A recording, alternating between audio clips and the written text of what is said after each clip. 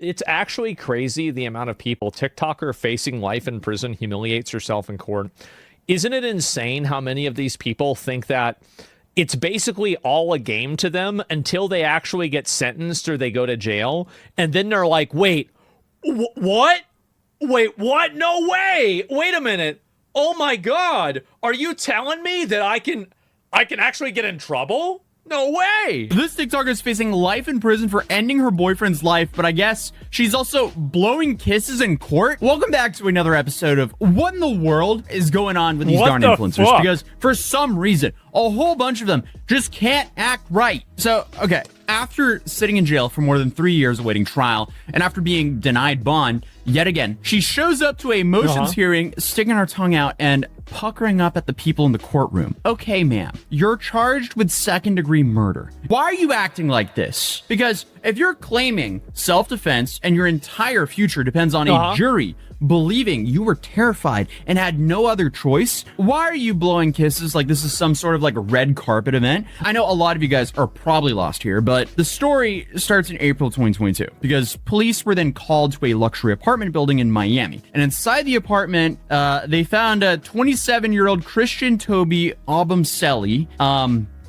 no longer responsive. Courtney here took his life with a knife, and she's claiming self-defense. And Courtney Clemmy, she's a TikToker, Instagram model, and OF girl. But by the time first responders arrived, Toby was bleeding heavily and would later lose his life to those injuries. Courtney is begging to see him, but police explain she cannot go back inside because the apartment is considered a crime scene. I'm covered in his blood because I'm trying to save him. I understand that. I'm trying to save him. I understand that. And I need him. He's like my other half. And Courtney didn't deny what happened. She acknowledged that she ended his life, but said that she was acting in self-defense. She told investigators that Toby had pushed her and thrown her to the floor, then claimed that she grabbed a knife and threw it at him from about 10 feet away. She's like a Teenage Mutant Ninja Turtle?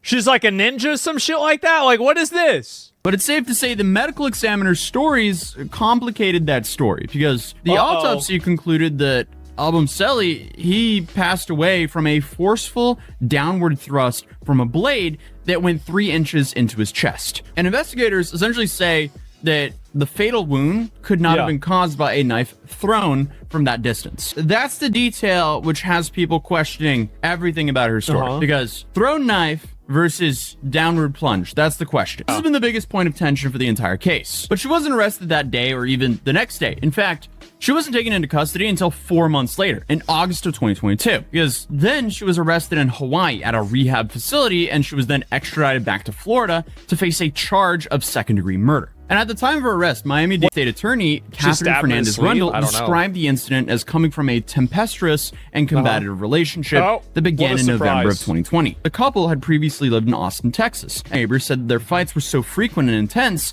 that, according to reporting at the time, police were called to their residence multiple times. Their building was even preparing to evict them because of the repeated disturbances. Then, video surfaces from a trip the couple took to Aspen just months before Toby's life was ended. And in that footage, Courtney can be seen hitting him repeatedly during an argument. Video shows model Courtney Clemmy hitting then-boyfriend Christian Obumseli over a dozen times while on a trip in Aspen, Colorado. In that video, you can see Courtney acting erratically. You can see her hitting Christian multiple times, which unfortunately is consistent with her behavior throughout this entire case. This case has not been simple whatsoever. On one side, you have a woman claiming self-defense and what she describes as an abusive relationship. On the other side, you have forensic evidence that prosecutors argue does not match up to her story. And as this case has moved forward, it's only become more and more complicated because it wasn't just Courtney who ended up facing charges, her parents did as well. That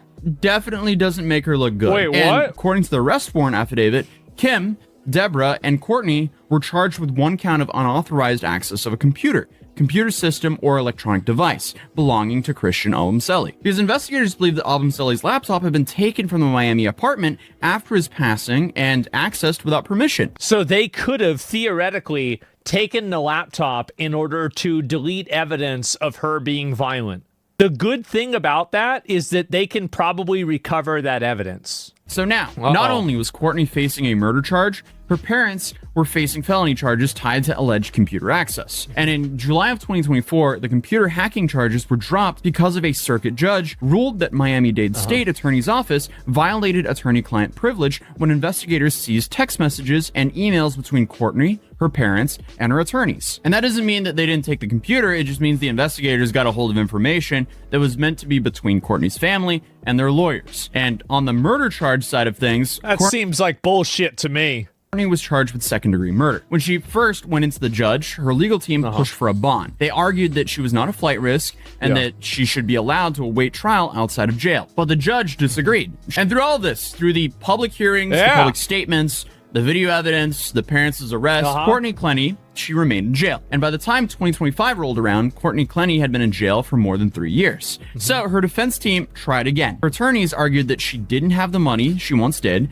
They said that she wasn't a flight risk and that she didn't pose a danger to the community. They told the court that if she was to be released, she would go back to Texas and live with her parents in BK. And prosecutors argued that the evidence presented by the defense did not change the situation and that Clenny should not be considered for bond. The judge also agreed with the state and bond was denied yet again, which means, you know, she has to wait in jail until her trial. The judge set the trial to begin on April 27, 2026. And prosecutors said they believe the case would take less than 2 weeks to present. So after years of legal back and forth, this case finally has a clock on it. Spring of 2026. If convicted, she could face life in prison. Her defense still centered around the self-defense, but they also have pushed for the case to be considered manslaughter instead of second-degree murder. The jury will eventually decide, was this self-defense during a violent domestic dispute, or was it all intentional? And then, just as trial season was approaching, she walked into court last week and went viral once again. This wasn't her trial itself. This was one of those hearings where lawyers argue about what evidence the jury will and won't see. And before the proceedings even began, she started making faces at the people in the courtroom. Why would you do this?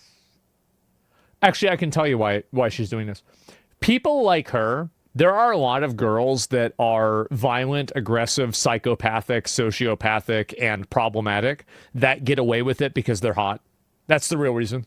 Reporting from the hearing, Clenny was seen sticking out her tongue and puckering like she wanted someone's kiss. Like, again, ma'am, your life is on the line here. Why are you acting like this? Because she's probably spent her entire life getting privileges and advantages and other amounts of, you know, basically excuses made for her and her bad behavior for her entire life. And now she's being held accountable and she doesn't realize it. That's, I think, what's happening. Basically, people like this never really have to grow up. I think that's the best example. She could spend the rest of her life in prison, and this is what she's deciding to do. So her trial is set to begin on April 27, 2026. 12 people will be asked to decide whether this was self-defense in a volatile relationship or whether this was an intentional act. And honestly, when you're about to ask 12 strangers to believe you were terrified for your life, blowing kisses in court doesn't really seem like the best idea. So, hey, this will be interesting to see how it all plays out. But until then, I'll see you guys in tomorrow's video. I'll see you guys soon. Peace. Subscribe if you're new. Drop a like if you enjoyed the video. Peace. So, yeah, that's what you get. I think this is another example of somebody thinking that there's nothing that's going to happen to them. They're never going to be held accountable. There's never going to be any consequences. And then somebody like this thinks that they're going to get away with it. I think that she thinks she's going to get away with it. Even now, she probably thinks she's going to get away with it, even after 4 years, right? Some of these content creators are just so deranged because she will get away with it. I don't think that she will, but I think the chances of her getting life in prison are very low. Women usually get very reduced sentences for crimes, and while this is a very serious crime, I still don't think necessarily that's what's going to happen. But I guess we'll have to wait and see. But yeah, I just seeing content creators do this is kind of like weird for me to look at, right? I'll be honest, it is.